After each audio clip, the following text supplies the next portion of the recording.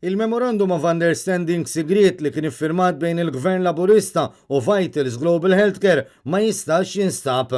Hekk kellu jammetti il-Prim Ministru Robert Abela meta mistoqsim il-ġurnalisti indipendenti wara li l-Awditur Ġenerali qal li dan qatt ma jingħatalu. Jiena immedjatament tlabt kopja ta' dan id-dokument, però id-dokument ġiet informati li ma setax jinstab. Dan fid-dawl tal-fatt ukoll li l-membri tal-Kabinett ta' Robert Abela issa qed jippruvaw jiddisassoċjaw ruhom mill-ftehim skandalus li l-istess gvern tagħhom stess għamel mal-Vitals biex itihom 3 sptarijiet pubbliċi.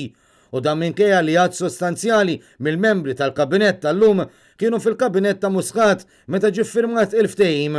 U minkejja wkoll li l-eks Ministru Konrad Mizzi kiteb fuq Facebook li l-kuntratti li ġew eventwalment iffirmati kienu approvati mill-Kabinett tal-Ministri.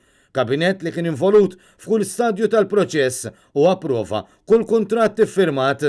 Fost dawk il-membri tal-Kabinett, il-Ministru Carmen Abela li mistoqsi minn Net News irrepeta l-kantalina li jagħmel il-Prim Ministru jumejn biss qabel li referina wkoll għal dak li kiteb l-Awditur Ġenerali. L-NAO fil-rapport tiegħu kien ċar ukoll.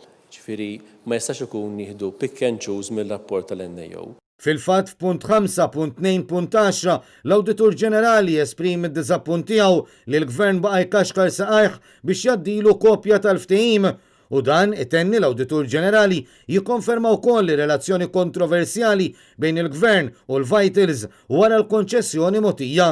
Dan kollu jitfa' dubju dwar il-validità tal-konċessjoni għax juri li ftehim kien maqbul minn qabel b'intenzjoni superfiċjali u b'konfoffa mal-Gvern Laburista.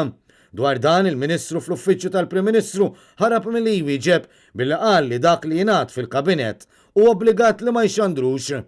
Obbligat, anzi mhux biss bħala prinċipju, ma obbligat li bħala membru tal-Kabinett dak li jkun diskuss fil-Kabinett jibqa' fil-Kabinett. Mistoqsi għaliex fl-aħħar ġimgħat l-istess membri tal-Kabinett bidlu ħsiebhom dwar dan il-kuntratt minkejja li kienu fil-Kabinett, il-Ministru ġebbis b'dan il-mod. Il-Gvern iddeċida ħad deċiżjonijiet tiegħu b'kuntrast tal-min jgħid li l-Gvern ma ħax il-passi meħtieġa, il-Gvern iddeċida. U minflok ma ċara x'wassal għal din il-bidla fil-ħsieb u dawwar kliemu f'attakki lejn l-aħħar Gvern Nazzjonalista.